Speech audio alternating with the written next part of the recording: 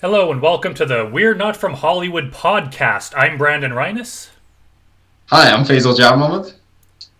and we started this podcast as two filmmakers from Edmonton, Alberta, Canada, and we're making movies outside of the Hollywood system, and we kind of wanted to share our experiences and talk with people who are in the same boat as us. Yeah, I'm looking forward to learning about your process of making film, Brandon. I know you've made quite a bunch of films actually under your belt. What's your final film count at the moment?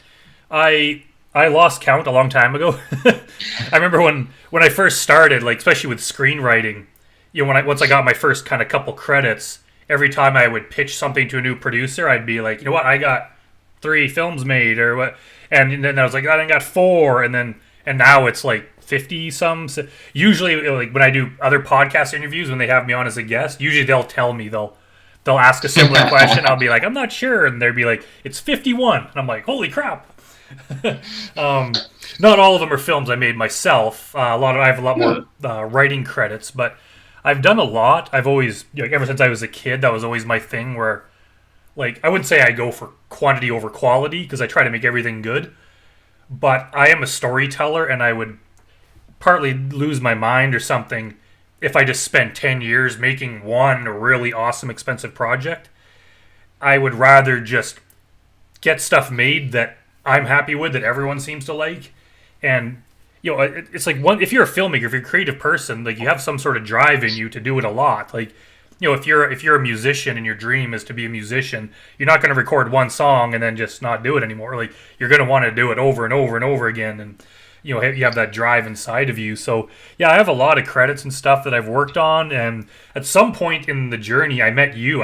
How did we even meet? Do you remember? Okay, so I'm trying to remember. We met when I first worked on Hotbox. I believe that's the first time I met you officially, because I'd known. Oh, why do I not have her name in my head right now? Julie. I'd met Julie before on Give and Take, which is the film that I had done. She was an extra on there that she knew through Jarvis. Um, and I can't remember if she invited me to audition or if I saw a post and I decided to audition. But either way, I auditioned for Hotbox, and I think that's the first time I ever met you. And Yeah. you're an intimidating guy when you first meet because you're tall and you're like you have a lot of people listening to you all at once. So I was like, man, that guy's on top of things. And then like Hotbox turned out so good. It did, and yeah.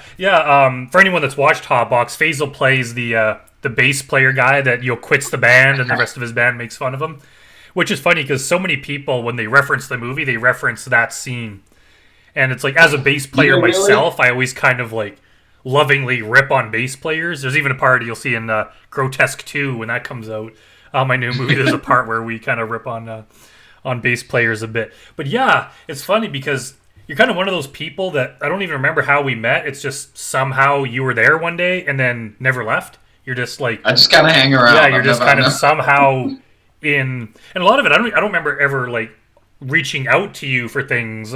It's just somehow you ended up in every single project we do, and then finally it's like, hey man, we should like meet up and hang out and see if we could do something together, because it just seems like kind of destiny has put that in front of us. I think the first time you sent me a message, like send me a message, was to ask me to if I was interested in being in Grotesque 2. Which was before that, I don't think we'd ever talked directly. Like on sets, it's like, hi, how you doing? Everything's all right. But like, I don't know if we'd ever like talked until like G2. Yeah, which was only like last year. So it's yeah, it's kind of funny how it worked out. But I mean, like, yeah, you honestly, like, you've played a memorable character in pretty much everything that we've done. Oh man, that is actually a really nice thing to say. Cause like I don't like. Do you have acting dreams? Have you always wanted to be a honestly, filmmaker? It's no. like, as an actor, that's a nice thing to say. Is like, I remembered you on screen. Honestly, that feels good. Yeah, it is. Yeah, I've never, like, the only reason I would act is because, like, I could just write something that I could play. And Yeah. there's a few projects where we're doing where there's like a killer character that wears a mask, and I'm somewhat debating doing it myself just because it's one less actor that we'd have to hire. And also, I'm just really big. There's not a lot of really big guys. But of course, James Hastings, who's our DP on some of the projects, he was like, "Dude, don't do it." He's like, "End of the first day, you're gonna be like, man, this is much more exhausting than I thought." And I It was is like, extremely "Probably exhausting. true." So we'll see. But yeah, it's like acting's not my thing. I'll stick to my lane, what I'm good at, and hire other people to do that. But yeah, it's I've always kind of admired people that have those performances, and even like you were in Dumbbells. That was a funny character. Like Oh my god. even in Grotesque, you played Dave, the one night stand for Mildred's roommate. I enjoyed playing that. Can I sidetrack for a moment? I know Yeah. I have some interview questions I want to ask you, but I'll tell you a story about Dumbbells that was like that. Oh my god! So the premiere of Dumbbells. Were you there when they did the premiere Oh in yeah, the gym? yeah. Okay, so I thought it was just gonna be like you, Julie, and a couple of people who were in the thing, and like a bunch of us who were gonna like sit around and split a case of soda and a pizza and watch it. So I showed up in like this tattered hoodie and like shorts, like basically my gym shorts and like sneakers. So I was not. I basically looked like I rolled out of the gym, but like I'd probably been smoking a joint before, and then like woke up and like walked over. So I walk over, and then like you guys had it decked out. There was fancy little hors d'oeuvres there, people wearing their nice clothes, and like the whole time I was just trying to hide myself as much as possible because I wanted to see Dumbbells. And like, oh man, when I started doing the rows, I could hear every trainer in there go like,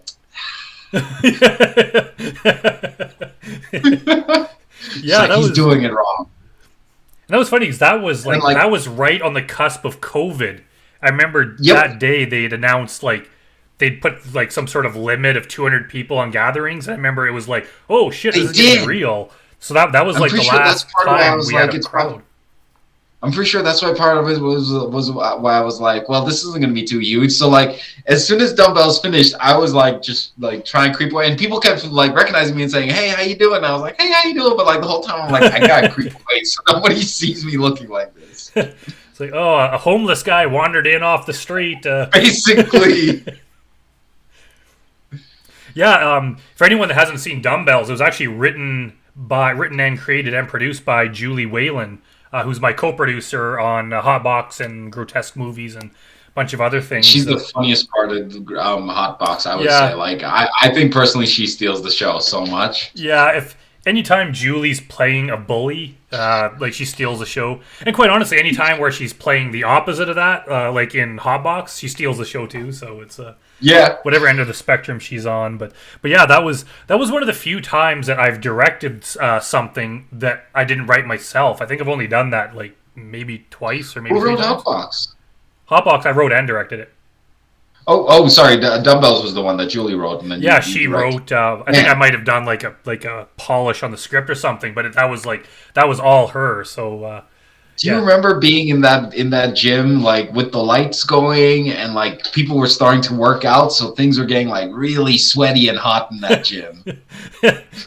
I I have fond memories of that shoot. It was just some of those things where it's like you're shooting a comedy. There wasn't a lot of stress involved.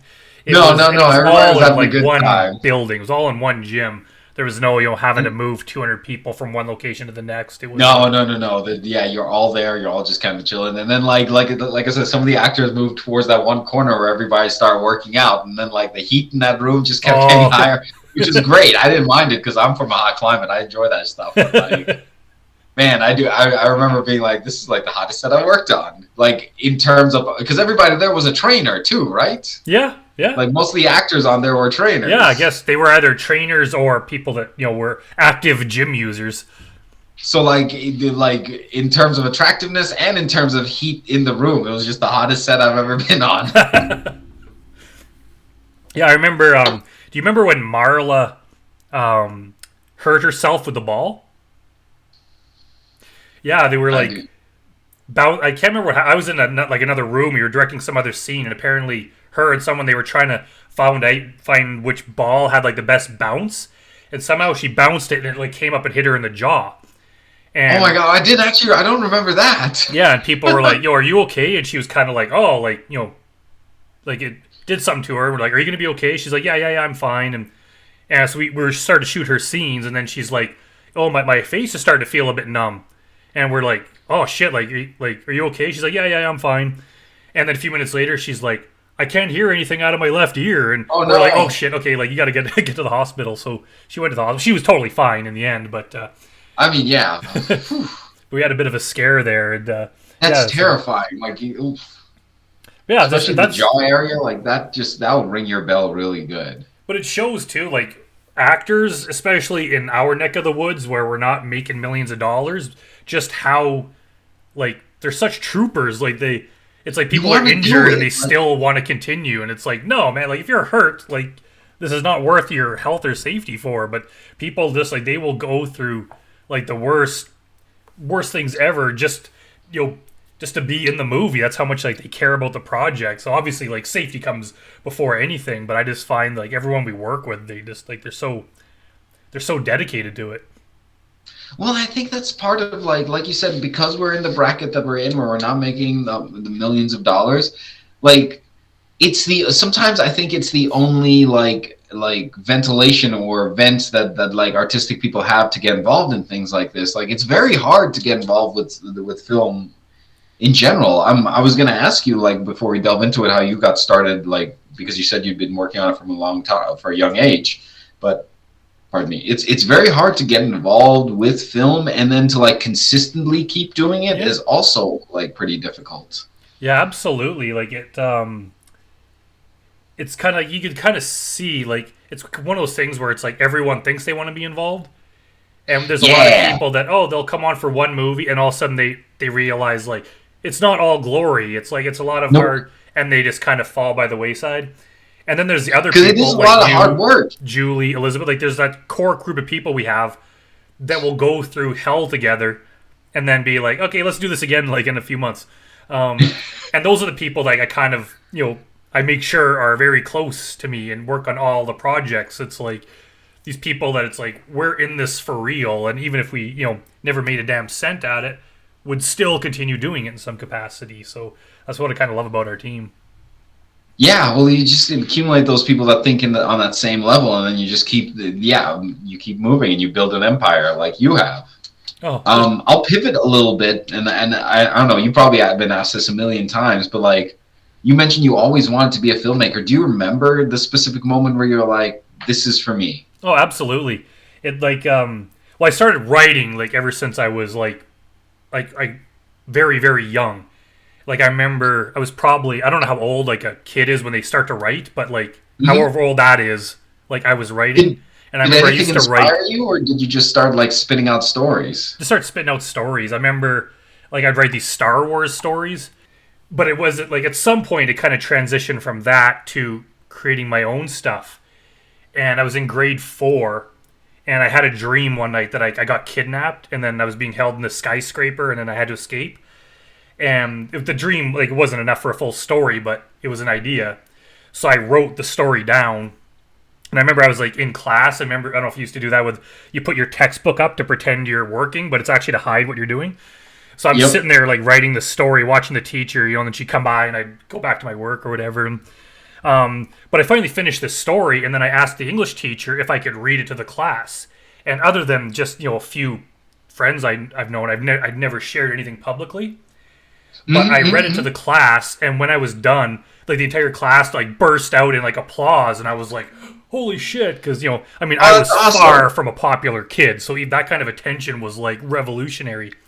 And also, all the guys that like in recess are coming up to me and talking how great it is, and I was kind of popular in school for the next 2 hours, but something kind of clicked there, and like to this very day, like decades later, where it's just like people, all right, I can make something, and some people will be interested in it. So from that moment on, like there's never been a moment where I was going to do anything else with my life or I had any other interest.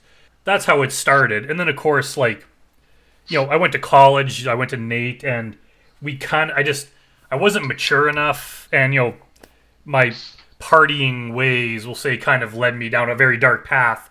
So I just never I wasn't in the right spot, right? I couldn't commit to it. So we would try to do stuff, but I wasn't serious about it. And it was still another few years. Like honestly, I was probably like I think mid 30s before I'd started, kind of taking things more seriously, and I quit drinking and everything, and I started making comic books, and actually they were starting to become popular, and we were selling some. And then finally I got laid off from my day job, and I just been working some job in like a machine shop, and I was like, I was making a living, but it wasn't fulfilling. And then finally I'm like, you know what, like I got enough EI to live for like 6 months. Like, what if I really did this for real? And I was like, you know what, like I used to write scripts and stuff. Maybe I should try that again. So I did it. And once I started putting huge effort into it, all of a sudden I started selling them. Holy shit. I started selling these, and I was like, okay, well, now I have the confidence. What if I started filmmaking too? So I started going to the Filmmakers group, and I met some people, Afton Rents and them, and we made a few mental case episodes. And then I made a short film called I'm in Love with a Dead Girl. And then I made a few other short films and started meeting more people. And then through that, I met Julie, and then I directed her short film Hideaway. And then we decided to do a feature. We made Hot Box, and it just kind of snowballed. And just each step kind of made it bigger and bigger and bigger and bigger. And it just keeps growing. But yeah, so, there you got my entire life story there. I got it. Dude, was there a specific point? Because, like, I'm trying to think of the specific point where I decided, like, that's it, I'm going to call myself a filmmaker. Because before I used to tell people, oh, yeah, I do IT and, like, I do a little bit of film here and there. Is that always what you did? Or is that something you did? Or were you always like, no, I'm a filmmaker? Like, when people introduce themselves, when you introduce yourself to people, you'd be like, I'm a filmmaker, Brian. Funny enough, no, honestly, it's been fairly recent. Like, even probably, I'd say, like, Grotesque time. It's like, I had confidence that I could make movies. I knew I was a filmmaker. But somehow it's like, it didn't seem like, I would say I'm a writer, but it's like, what am I, a movie producer? Am I a director? It's like, well, I am. Like, I do that as a living, but it just didn't seem like, it didn't seem right. Whereas finally now I'm at the point where it's like, yeah, like I can say, like, I'm a filmmaker, I'm a director, I'm a movie producer, and no one's going to be like, no, you're not, man, that's just a hobby. It's like, no, I've gone past that point where it's a hobby. Like, this is what I do, so... But yeah, like, it is hard. I know a lot of people are in that boat where it's like, am I really an author? It's like, I've published 12 books, but really, am I, It's that imposter syndrome stuff. Yeah, it's exactly that. How about you? No, Do awesome. you consider yourself a filmmaker, or is that kind of... Is it still like a hobby to you? Because I still am uncomfortable. And my friend has helped me with this. I have a housemate who, like, kind of bullies me, kind of, like, really helps me figure my shit out. But, like, she's helped me figure out that, like, I should be introducing myself as an actor and a filmmaker first and foremost. Because, I mean, my day job is IT. That's how I work. Like, computers is what I do. But, like, if you keep perpetuating that, if you keep introducing yourself as an IT person, like, I used to be like, oh, well, what do you do? I'd say I do IT, and then, like, later in the conversation, I'd be like, oh, I made a movie, or, like, I act. But, like, now it's like the first thing I say, and then keep going with that. Yeah, exactly. Because, like, I guess there are ways to look at it. Most people look at it like what takes up most of your time, or what makes the most money. That's the main thing.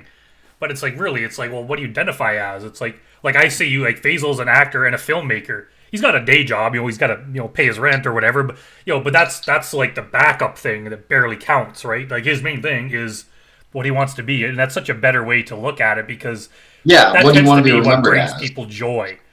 Like, no one's like, man, I love working in IT, and I just do the acting stuff because people ask me. It's like, no, that's what they're excited about. That's like the fun stuff. You ever seen that meme of, like, there's a guy outside an office and he's like, ha, business? I always wondered if people get up and feel that same passion for business. Because you're right. There are people that do. Like, there are people, even like my brother works in like the medical field or whatever, like doing stuff, and just like every post he makes is about, that's all he ever talks about.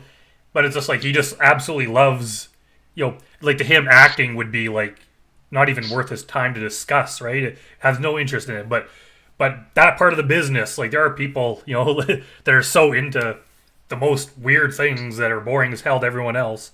And I'm glad someone does that, right? If someone's not super into banking, the economy would crash or something. It's like, someone's got to. Well, of course, yeah. We need every, like, or even, like, thank God we have people working fast food places because, like, I mean, it's the shittiest job on the planet. But like, if nobody worked it, like, life would be a little harder. Yeah, yeah, exactly. And it's Um, oh yeah, go ahead. I was just gonna say, I'm always shocked when like I've met so many people in my life where like I've always been like, oh, here, I want to get you involved in this acting project, or like I'm gonna try and direct something. Do you want to act in it? And they're like, acting's not really my thing. And like, I don't know why my brain is always. I find it hard to process that people don't want to do acting. So I'm like, man, what do you mean? Like, I do it. It's fun. It's not that hard. Like, just and then I meet people who are like, acting's not my thing. I'm like, oh, there are people that don't like acting. So Yeah, interesting. and it's funny because like I'm one of those people, but I always Yeah. assumed I'm like I bet you like actors have trouble understanding why you don't want to be an actor. I remember even when I used to do comics, like I would write them, but it's like I can't draw, and then my one like comic book artist buddy, he's like I always find it hard to believe. He's like, how could you not draw? Like he's like I know people don't have the skill, but he's like it comes so naturally to me. I'm just a good drawer. He's like how could someone How can you not draw? Yeah. it'd be like someone saying like I don't know how to walk. It's like what do you mean? How Like can you you? just Yeah. it's so easy. There's nothing to it. You breathe in, out. You Yeah. breathe. But there's people too like for me like writing is like that's where you create the entire movie. Like it all comes from there. But there's people like man, writing's boring. Like you write the script. I just want to just tell me what they do. I'll act in it. And I was Do like, you know? Let me ask you this because I was going to go on one tangent of questioning, but I can actually ask you this because this is something I've been struggling with. Is I've gotten to a point personally in my journey where like I feel like stories aren't coming to me, and so I have to like purposely put aside some time to try and write stories. And some days I feel like I'm forcing myself trying to come up with an idea for a story. What's your writing process? yeah, I've honestly never had the problems with the story. I wish the stories would stop coming to me. It's just like it's like few people. Julie's like seen my list or some of my list, and it's like it's in the thousands. I think like 5,000 like ideas I have that some of them are Do you just write every going. idea? Do you like how far do you have to get into an idea? Like I guess my first question is how many ideas do you abandon? Because I abandon maybe 98% of the Oh ideas I yeah, like start. I mean, there's no way. Like even if I made one movie per day, I probably wouldn't live long enough to finish them all. So, like obviously most of them are getting abandoned, but I don't want the well to ever run out.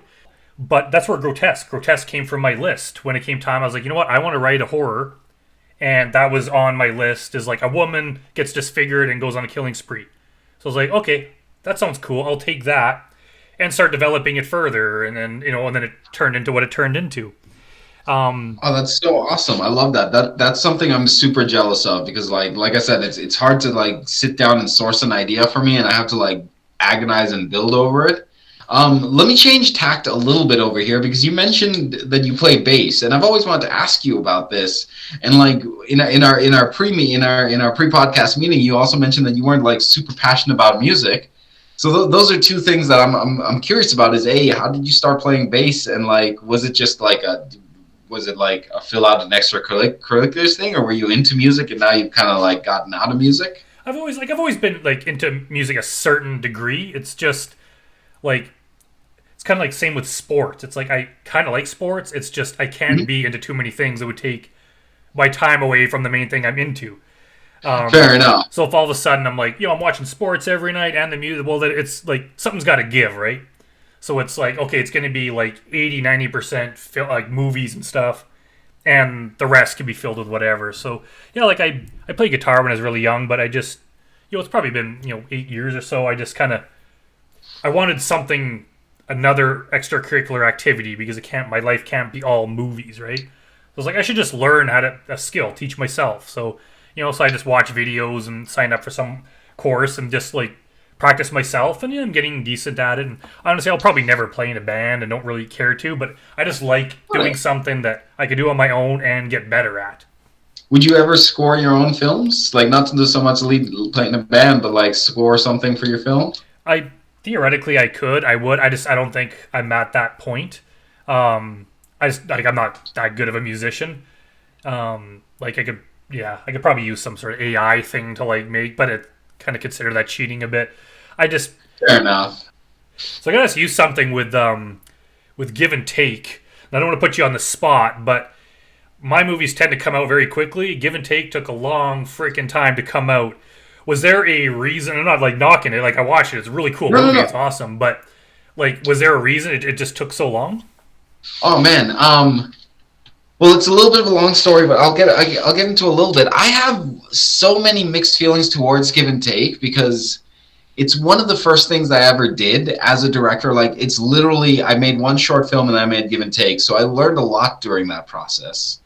So let me start from the beginning here. I'd been working as an actor in Edmonton here and there, nowhere like super professional or anything like that. I think I'd been on like one or two small acting projects. One guy like said he'd cast me but never showed up. And then I met my friend Patrick Stevens. I auditioned for a project he was shooting, a feature length, and it was the first time I'd acted in a feature length project. So that was a fun experience. And then I started thinking about like creating my own film. So I wrote this script. I'd never written anything before. Like, I'd always wanted to be a filmmaker, and I always wanted to be involved in like film as a genre, just because like it intrigued me. And we can get into a little bit more later. But I never really had the wherewithal or the follow through to write a full script. But I had this idea for a script. So I started writing it, and I was telling people on the set of Patrick's movie, I was like, hey, I'm writing the script. I'm going to turn it into a movie. And I watched Patrick make this movie. I think he made his movie for $5,000. So I was like, this seems like it's something I should be capable of. And Patrick was down to help me as a camera person. So already that was like so much of the issues like solved, because like I didn't know how to use a camera. But like, if there's a camera person, cool.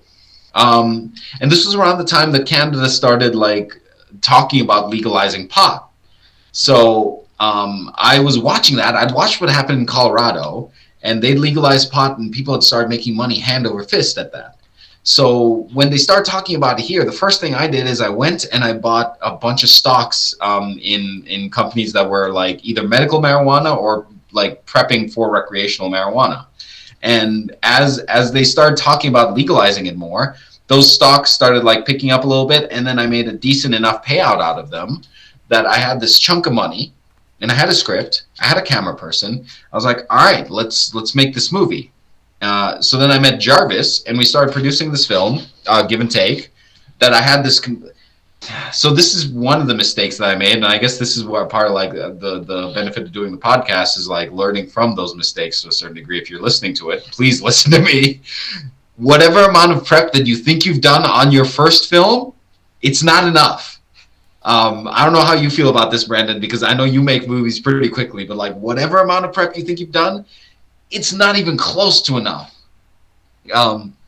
So we met with Jarvis, and we started talking about doing the production. Jarvis is a really pretty run and gun guy, so he's like, yeah, I can hook you up with this, and real quick. And the fact that I had money was like, he was like, shit, okay, let's go. Cause like, I think he was used at that point to like, just kind of making things on like asking for permission and like praying. So the fact that I had a little bit of money and I was ready to make a film is like, let's go for it. So he kind of put everything together super quickly to a point where like when it was time to start shooting, I didn't really have my storyboards in place.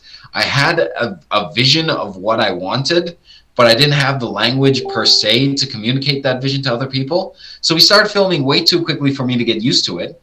The plan was for me to edit it, but I never took possession of the footage at the end of the day, which I really should have, but like a bunch of things happened. So I never took it. And then like by the time we finished filming, I'd run out of the money that I'd made. So I needed to make some more money so we could have an editor edit it. And then once the editor edited it, so this is the thing that I tell filmmakers when they talk to me, and I might be off a little bit, but from my experience, when I was writing my script, it was a minute a page. That's the rule. And I was like, all right, I'm very adamant. I'm going to write an 80, 88, 90-page film. I'm not going to get even close to over 90. So I wrote like exactly 90, maybe like 89, 88 pages. And we filmed it. And the resulting film came back to me, and it was 2.5 hours, which was too long for me. I was like, it has to be an hour and a half. To me, that's the magic number for a film. If we're going to make a 2-hour movie, we need a giant budget, and we need like a story that's going to like keep people for those 2 hours. But if we're going to make a regular movie, I need to be an hour and a half as much under an hour and a half as possible. So it came back, and it was a 2.5 hour movie. which then we had to cut down into an hour and a half. So you have to make those hard decisions about like, let's lose this, let's keep this, let's rearrange this. And then like just putting all the pieces together, what I ended up putting out like came out, I think we filmed it in 2018, and the film itself, I finally managed to set a premiere for it on 2023. So it took like a good 5 years to came out. But in the middle of that, I got a grant for five. So like, and all in all, give and take ended up costing me about 30 grand. And it didn't really get picked up in the festival. So I feel weird about it because like, I love it as a film and I can see the glaring mistakes I made in it. And I can see where I could have been better at it. But I also don't know if it's the worst film ever made. So I'm surprised that like it only got a little bit of response at festivals. But in the middle of that, I got a grant for TELUS for 5 grand to make a documentary, a 60-minute documentary. And like using the things I'd learned from Give and Take, I was able to turn that documentary around in like 3 months. Like I got the money, we shot the footage, I edited it, and I put it out, and it's there. If you search on TELUS story, TELUS, I forget what, TELUS Optic, Overnight Edmonton, it's on there. So like it's just one of those situations where like Give and Take, I didn't know enough when I was getting into it, and the fact that I didn't know enough really hampered me, and because I was learning on the process, that hampered me a little bit more. And it's gotten to the point where like I also feel like I missed a wave. But like this is my broke, like I don't know if you, and I think you might do this as well, it's I try to look at trends that are happening in film, specifically in mainstream film, and I like to like try and analyze like what's happening, what's like. For the longest time I think we were caught in this like everything is dark phase where like everything was like dark tones, everything was shot in like low light, and like it was as dark as it could go. And I think we're coming out of that phase. And I think I released Give and Take right as that phase was completely over. Nobody wanted to do like dark, low-lit films about like bullshit anymore. People wanted bright, non-earth tone films about grief. No more horror films that are like low light. So again, I think I missed that arc to a certain degree. And just a bunch of other things. This is all me going back and like analyzing what happened. But at the end of it, it's a learning experience that I would consider more film school than I would a film that I made. Yeah, and absolutely, and as like kudos to you. Like most people, like over 90% would have like they would have given up at any point in that process, most likely before they even started the movie. So the fact that dude, I thought about it a lot of times. Yeah, like you did it. You fought your way through that. And I remember like I didn't work on Give and Take, but I remember people I know worked on Give and Take. And it was a big deal. Like it was one, like at that time, it was probably the biggest movie being shot in Edmonton. Like sometimes there's little tiny things that are kind of mentioned here and there, but you know it's a very small crew. Like Give and Take was a big event. I can't remember if that was before. That. Was that before or after Hotbox? That was before, because then Hotbox is when I met you. That was actually how I first started meeting like people in the Edmonton film scene. Yeah. That was my first introduction to Jarvis. To you, to Julie. I was talking about this with my friend. I don't know. I've been very lucky in terms of whenever I meet people, I tend to meet people who are doing things at a level that I've met you, I've met Jarvis, I've met Edmund, who's producing like films on a level that I'm like jealous of to a certain degree. But like I'm always happy about meeting like people who are doing things to a certain level. That always gives me inspiration to be like, well, like let's go, let's do something. Yeah, and it's funny because, like, in my own mind, like, I have so far to go. Like, to get from where we are to $100 million Hollywood budgets, like, we're not even, like, we're, like, you know, compared to a rock star, we're, like, playing in the friggin' gutters. You know, like, we're so far down. So sometimes I forget that it's, like, I've come a long way. So there's people that are, like, beneath me that, because sometimes, you know, people ask me questions, like, how do I, you know, and I'm kind of like, why are you asking me? But then I'm like, wait a minute. It's like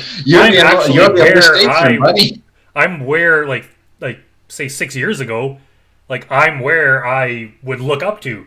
It's like someone that so it's, and sometimes too, like when you're trying to get advice from someone, like if you're getting advice from like Spielberg or some guy that just has resources you'll never have, it's kind of like their advice is, it's like, dude, like you like fly the helicopter over the scene and blow it up. I don't see what the problem is.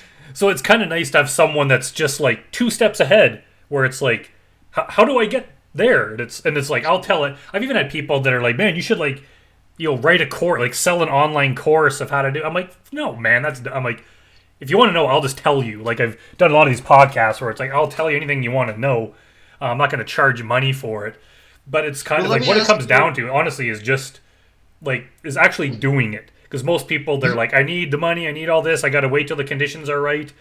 And it's like I did when I was, a teenager, is like, I don't even know how it works. I'm just going to start doing it and figuring it out. Just figure it out. And do it over and over and over and over again. I'll figure out how to edit it. And once I edit it, you'll figure out how to put the soundtrack on it. But yeah. And I'm still learning, honestly. Even like last 2 days, I was like, Katie's doing the special effects for, like the visual effects for Grotesque 2.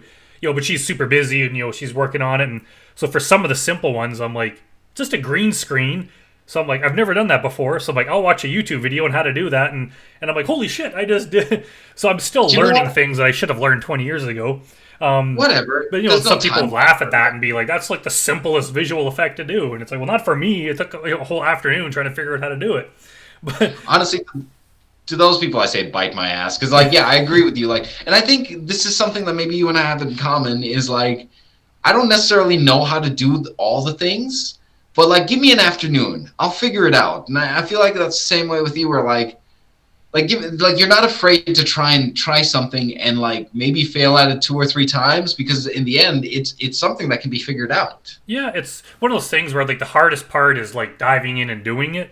Like, even, like, trying to, like, burn my own DVDs. I spent years thinking I should do it, and it just seemed like, I don't even know how to do it. And finally one time I was like, fuck it, I'm going to do it. And honestly, it was kind of hard because it's like I got to go out and buy a machine to burn the DVDs, and then got to buy the DVDs, and then the wrong kind, and then it's like I got to print the stickers, and of course they never match up on the stupid thing, and so I had to screw around with that and waste like $30 worth of like stickers, but once I got it down, and it's just like, oh, I actually make them, and now they exist, and I started selling them, and I sold a whole bunch, and it's like I should have done that in 2017, and then I just would have been that further ahead, But yeah, I come back to Give and Take. Like, you could tell watching it. Like, it is a good movie. I liked it. You could tell that it's like really it's a low budget first time movie, right? Like, there's no doubt about it. But there's a lot of those movies that suck, and yours doesn't. It's like it's pretty good. Like, it's like I'd say it's probably better than Cold Comfort, which is technically my first movie. Like, it just turned out good. There's people involved, and it's kind of funny too. We were saying how some people kind of drop off. There's a few people in there, and I'm like, yeah, they were in the scene in 2017 or 2018, but not anymore. You don't see them, yeah. But there's other people where it's like, oh, those are all the people that we know. So it turned out pretty well. Like, it had a good look to it. It was like, it's like, yeah, you should definitely do another one. Like, everything you learned on there just like repeated, especially now that like you've been on a lot of other sets and so many more people.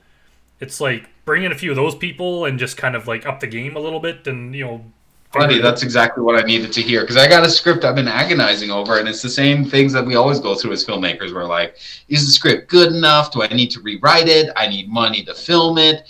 But like, you're very right. Like, you can prep it all up and like shoot it for next to nothing, and like once you have the footage, it's you in the editing room. Yeah, there's like. We kind of did that with, like, Grotesque. Like, it started off, it's like, we didn't really have any money, but, we could kind of, if we put our own money into it, we could shoot for, like, 1 day or 2 days and do a trailer. So we made that original trailer. And then we kind of shared that around, and it, like, it got views, and people liked it, but it didn't really go anywhere. But we had some money come in from, like, the other films a little bit, and we had people willing to give us some money to, invest. So we were like, well, Julie said, instead of us waiting, like, for years, potentially, we have enough to shoot for, like, 3 days. Why don't we just shoot for 3 days and then see what happens? And thank God she said that, and we did that. And as soon as we started doing it, like, all of a sudden the ball's rolling, and then we're like, people would be like, oh, like, how much do you need to finish shooting? And we're like, oh, we need, like, 30 grand or whatever. And people would be like, well, it's like, I can chip in, like, $1,000. And it's like 2 people would say that. It's like, okay, we got another $2,000. That'll get us through like almost one more day. So it's like, okay, if we do that and then we get someone to donate free food, like that'll cover all our costs.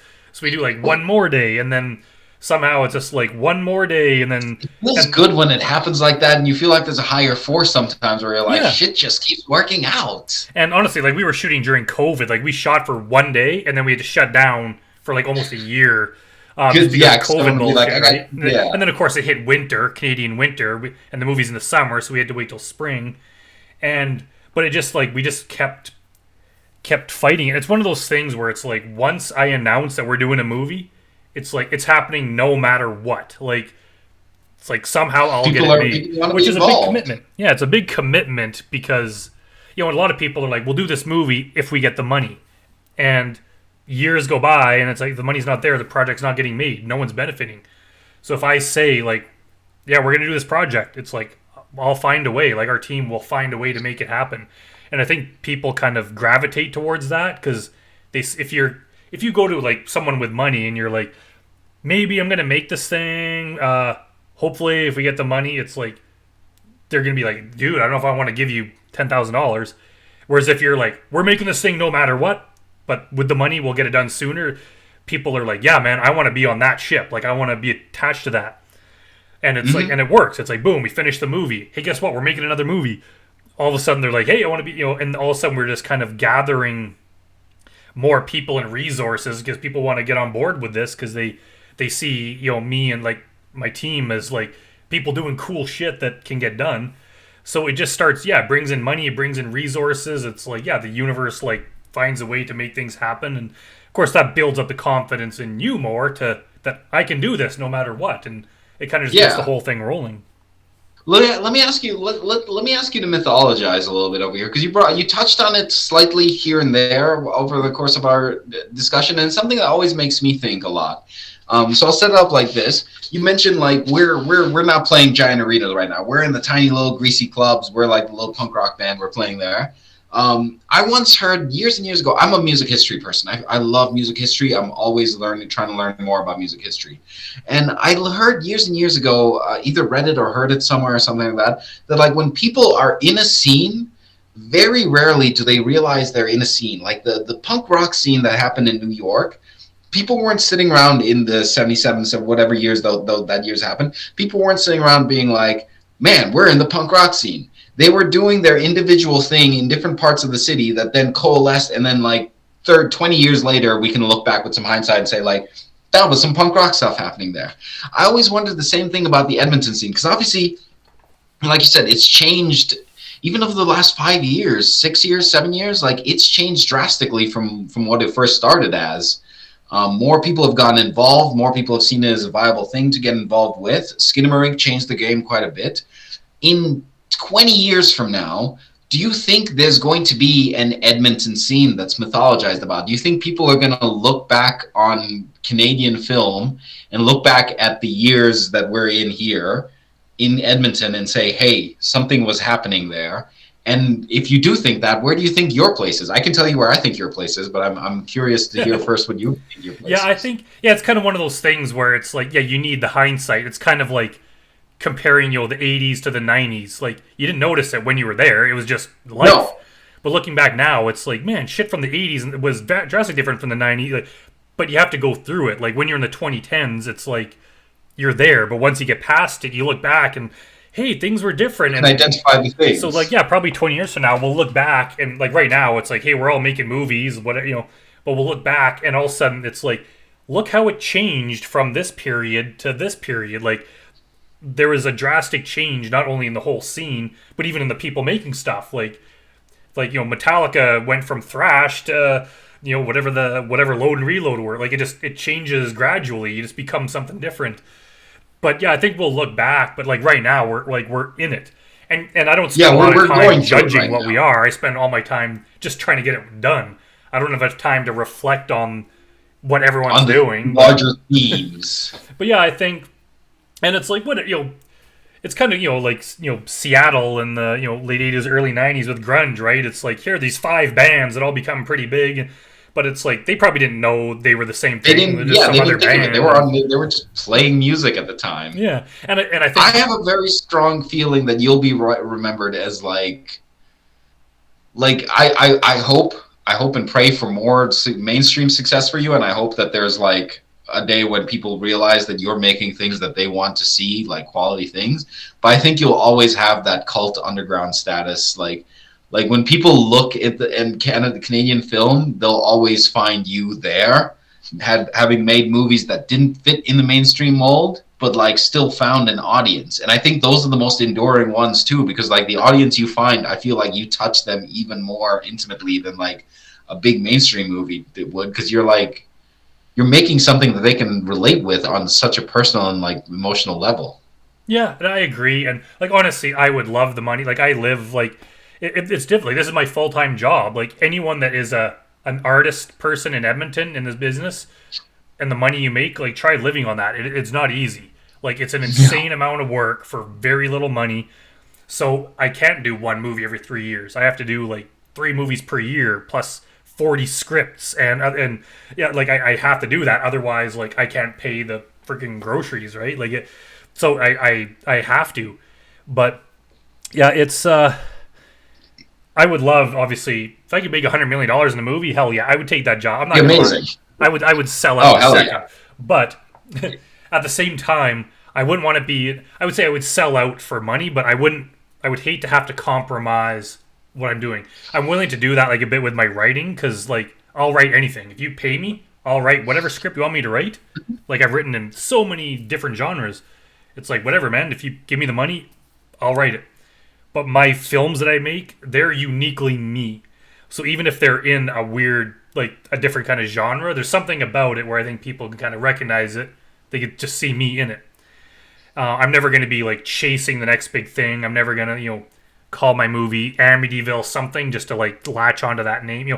I'm never going to do those things. It's like I like being indie. I like being underground stuff. That's the kind of movies I like. I would just love for those movies to be popular enough that I can make a lot of money to do more of them. Are there any themes you've identified in your films, like self-identified for yourself? Like, let's say you were going to write your life story, Brandon Rhiness, colon, and then the subline. What's the subline? What's the subline of your art? Oh, that's hard to say. Like that's almost something that's like someone else has to come up with it. Yeah, that's totally fair. I try not to think. I've had other people point out things to me that are in my movie. It were even Elizabeth Chamberlain, who plays the Mildred Moyer in Grotesque. She was like, "Did you ever notice in Grotesque there's like this theme of like kind of the underdog? How it's like the homeless people are helping him out. Then there's Dumpster Donnie." And I was like, weird, because that's not something I tried to do. It's not even necessarily something like it's not like a thing that is important to me. It's just like, I don't know, somehow it ended up in there. And if I find myself thinking about it, like I'm doing something wrong. Like I don't want to feel like I'm in like an English class, or I don't think writers or people really do that. Like I'm going to come up with a theme and here's the statement I want to make with my movie. I think that's the kind of crap that other people can figure out if they want about the movie. But if you start doing that movie, you may as well just make like a public service announcement, right? If you have an agenda like you're trying to push with it. With me, it's just like, here's the story, and I know there's a message in there somewhere, but I just try to put it out of my mind, because then it's going to start steering the story, and it's like, you know what? I'm going to start telling people my political views in this. I'm going to put those, and then it's like, dude, now I don't think people want that. But do you feel if I watched a bunch of Brandon Rhiness films, do you feel like I'd come away with a picture of who Brandon is? I would think no. No, because okay. All right. I think I'd keep it very hidden. You're kind of a chameleon too. You move from genre to genre, yeah. And you like. So it's like there's probably some, maybe like Hannibal Lecter, someone that has like super like superhero level insight into people's psyche that they could probably figure it out. But I think most people, like, if they met me and like hung out with me for a brief period and then watched like Hotbox, they'd be like, "How the fuck is that Brandon?" But it kind of is, right? Because once you start watching my movies, you'll be like, okay, I see those things. There's even like... Honestly, to be honest with you, you captured the stoner like genre so well. I thought you were a stoner for the longest time. Yeah. I'd always be like, man, I bet you Brandon like smokes up all the time. And then I learned you said like kind of, sort of, not always. Never, I used to like years ago when I was younger. It's been like 12 or 14 years, you captured like the stoner film like perfectly. Which is just, I know it's something, I don't know, like, I've kind of noticed that it's like every movie, they almost get everything wrong. Like even stoner movies, I do like some of them, but it's like that's not what it's like. There's No. even movies No, like I'm never tripping out or like seeing cartoons when I get yeah, yeah, stoned or yeah, exactly. like the plant isn't talking to me. Yeah, it's just like they don't quite get it, and I was like, why wouldn't? I'm assuming someone involved in this is like smokes weed on a somewhat regular basis. You tell me no one's like, dude, that's stupid, and it's Yeah, like, that's just too out of here. Like, what are you doing? yeah, and it's fun. I even noticed with even just writing like I wrote the 3 episodes of Super Dry Cleaners, so like a TV show about it was like high school age kids, and I remember they were like someone commented that it's like, oh, like you like one of the few that actually wrote like teenagers properly, even though I'm like Oh in my my God. 40s, but it's like, and I was like, it's not that hard. It's like if you try to write like a teenager, you're just gonna sound like an old guy trying to sound like a teenager, you know. 100%. It's like That's not how kids talk. I think hard. the It was main like difference is you're not trying to be cool to teenagers. You've been young. You know the experience of being young, and so you can write a human being who is yeah. young who has those experiences. You're not trying to be a cool young person, and that's like a lot of people fall into that trap of like, well, I guess they're teenagers, so they have to be cool, and it's like, no, nobody's cool as a teenager. Even the cool kids are lame.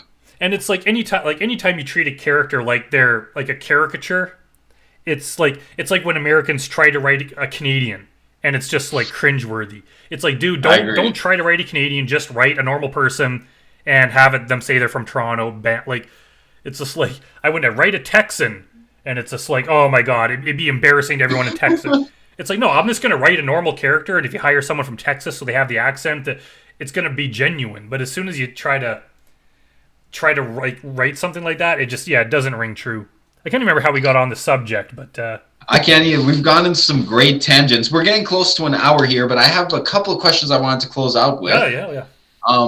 Damn it. I literally had it on. Oh, I was going to ask you, what's your favorite piece that you've written? Like, what's your favorite, like, content that you've Oh, written to jeez, yourself? that's hard. It's like asking which kid is your favorite. Um, I like them all. Like maybe Grotesque, possibly.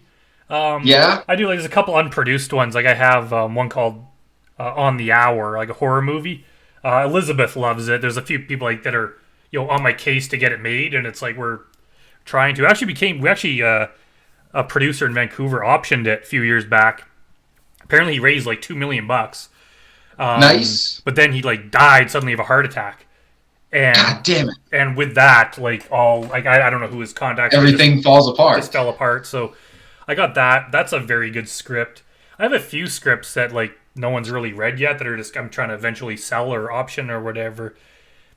It's really hard to say because I kind of like everything, but basically That's anything that fair. gets finished, like Grotesque, actually went through the whole process and got presented to the world. And even when I watch it now, like I think that's pretty good. 'Cause sometimes I watch even in Hotbox, like there's a few parts where it's like, man, I should have rewritten that. Like I should have done one more draft because there's a bunch of lines that I could have just improved that with one more draft. But Grotesque, it's like that's about as perfection. That's about as close to finishing what I set out to do. I like that answer. I like that answer. The next question I was going to ask him, we didn't get into it on my part a little bit, but we can get into it later.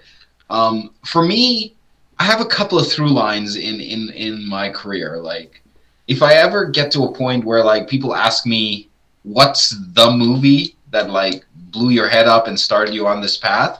I'll go back to Scarface. I think is the movie that like I keep coming back to. I've watched it over and over again. I keep picking at it for different ideas and different thoughts. There's other movies that I've seen after Scarface that have also influenced me, but I saw Scarface first. That was the movie that like I was like, I don't want to be Tony Montana. I want to be Al Pacino. I want to be the guy that plays Tony Montana. What's the movie for you? What's the through line movie that like? It's like I said, like Reservoir Dogs and Leon, like that. I like when I first started when I was like 16, like Tarantino was everything.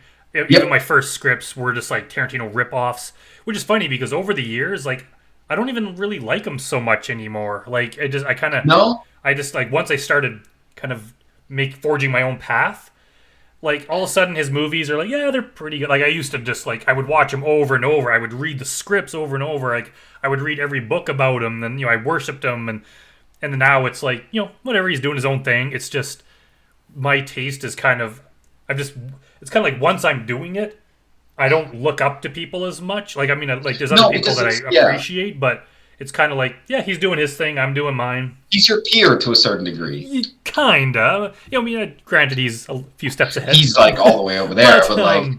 But yeah, it's just kind of like, yeah, it's kind of changed. Before, it's like I was chasing him. I was trying to be that.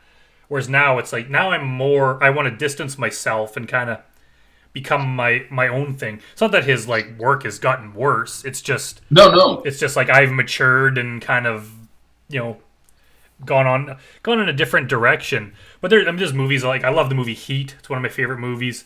I have a few like that where I watch them over and over, and like I'll get something different from them every time. And they don't like it's not like the movie itself inspires me, but it's just that like someone took the time to make this awesome thing and put all this care and attention into it.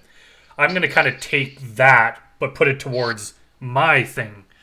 I love it. And it's like, I mean, I may crank out like a whole lot of stuff, and I can't always spend as much time on it as I want because I got to get it out to get to the next thing.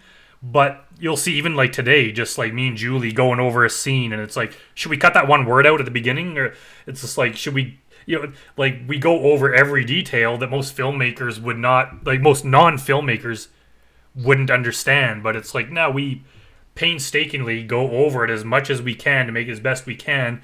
We're just limited by, insanely low budgets. Well, that's the curse and the beauty of filmmaking, I think, is like when you're on the one side of the screen and you're watching it and you've never really been involved with film, it happens, it unfurls.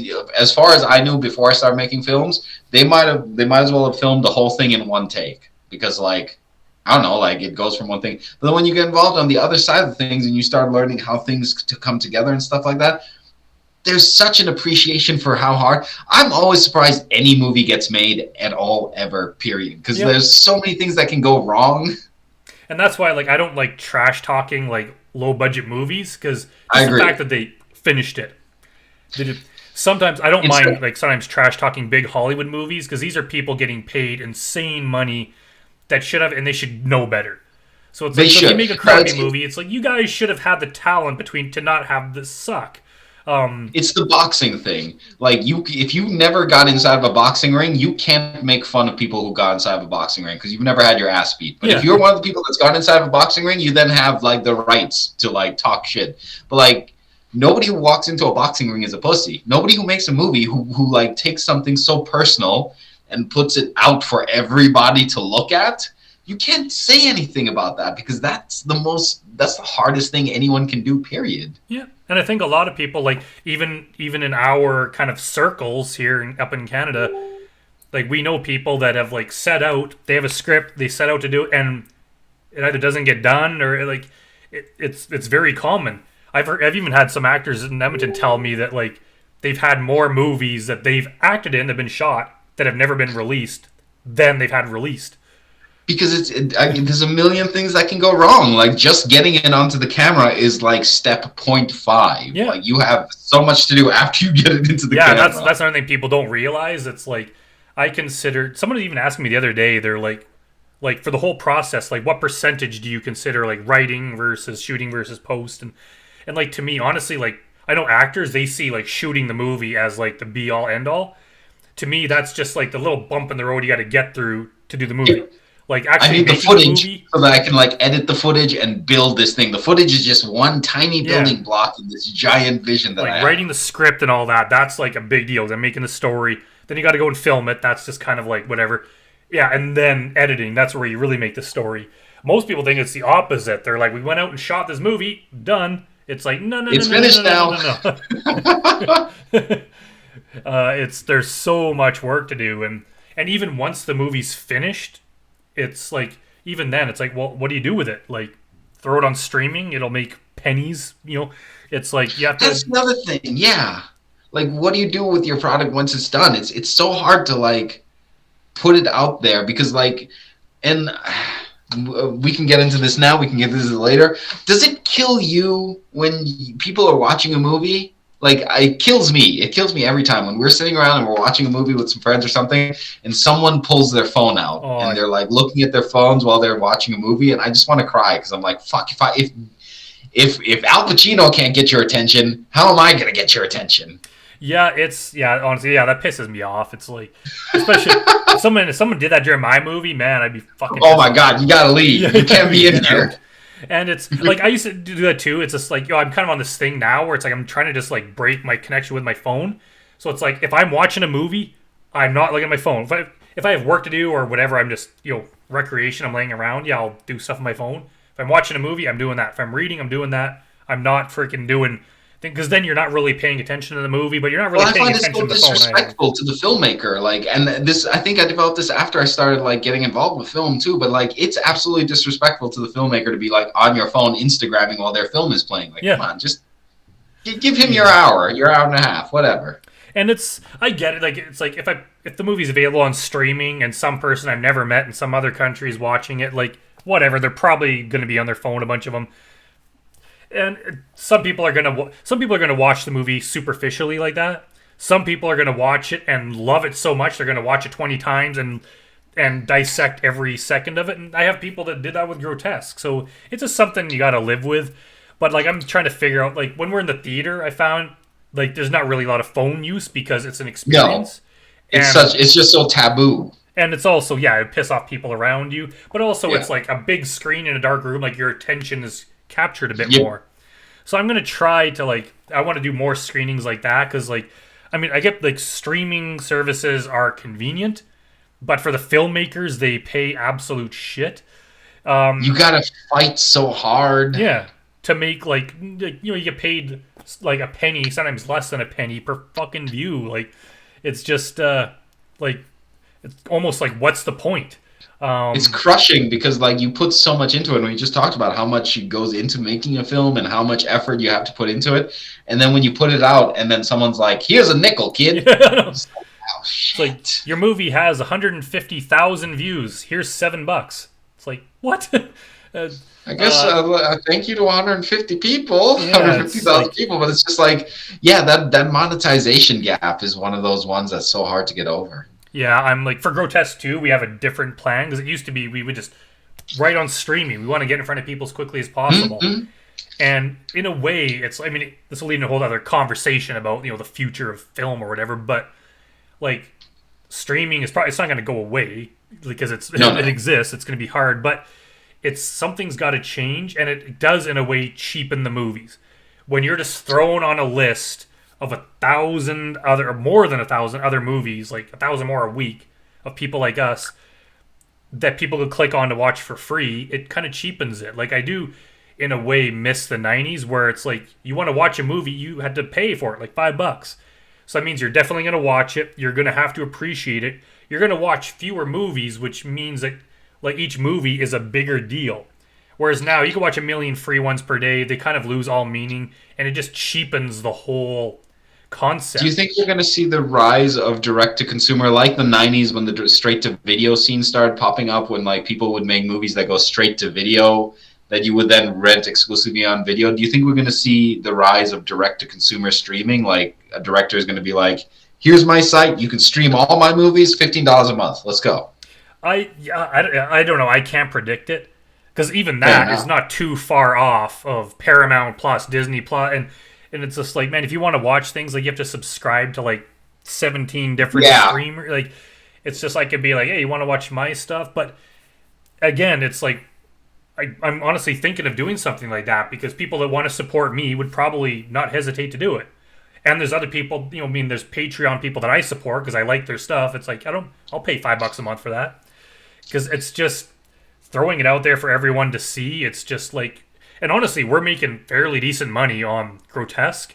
Like, it's getting a lot of views. Like, streamers don't share their information, but I'm pretty sure it's in the millions. Like, we have had a ton of views, but we're still not even profitable. So it's like, well, it's just like something's got to give, and I don't want to start hiring.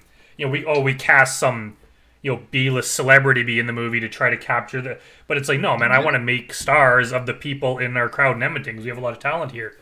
Yeah, I agree. I've always been like, I do not like that, like, you need a star in your film thing because, like, in my opinion, that's just like, this is a retirement plan for, like, older actors, which I begrudge nothing of them, but, like, I'm not going to pay you to be in my movie so I can have a little bit of hype. Like, yeah. I'd rather work with the newer generation that are here and are, like, trying to get there. Like, you're there. You stay there. Yeah, like, we have people in, like, in our community in Edmonton that have been in our movies, like, that are just like they're better than like most Hollywood actors. Right? Yeah, because they still have that drive of like and we get too much into like, I don't like to go down this rhetoric too much because it feels too much like you have to be poor and suffering in order to be an artist, which is not the case. But like, there's a certain something at this level that like is not available at other levels where it becomes so commercialized and so commoditized. Yeah. Like, it's not just a paycheck for like it's not just when I show up on a Brandon Rhiness set, it's not just a paycheck there. Like, this is my chance for the world to see how silly and fun I could be if it's a silly and fun film. And like, I gotta be the silliest and funniest I could be just so that the world can see that. Yeah, and there's a benefit to it. Like, and again, we don't have a lot of money. It's like I'm pretty much doing it volunteer too. But, the movie's probably going to get done. It's going to be pretty damn good. It's going to have a whole lot of eyeballs on it. And people like, Elizabeth, on a whole bunch of my movies, created it, and all of a sudden she's on to bigger, better things. So it's like, yeah. So it's like you could use it as a definite stepping stone. I'm using it too, right? I'm going to make all these things to get myself bigger writing jobs. So it's like there is a benefit to it. And like the people are so dedicated, like even, for Mr. Brody, technically, most people don't even know I'm making it other than the people in it. So if anyone's listening, I guess the cat's out of the bag. But so the next big horror movie where I'm planning, like when I asked like the people that I wanted in it, like I don't think I even told them like what it was. They didn't ask if, like what it paid, or it was just like, hey, I'm doing this thing. They're like, oh yeah, absolutely, done. Let's get. Like, tell me when you need. You want to know what the movie's about or what your character is? Nope, I'm good. I know, it's a Brandon movie. I know it'll be all right. And those are the kind of people you want to work with, right? As soon as you get the kind of bigger name actors that would, they want to read the script, they want to think about it, they're going to have ideas for their character. Yeah. Like, I want people that it's like, obviously I take people's ideas all the time, but just people that are excited to be there, like it makes what we do great. It does. It gives you that connection that you want to like keep perpetuating. I think that's a great note to end it on. If you feel like we've, I feel like we've gotten a lot of different things out of the way there. Yeah. So Faizel and I got some projects coming up. I got Grotesque 2 that should be coming out hopefully this spring. We got a rough cut now. We got a Picture Lock. Also got Picture Lock on Horror Show.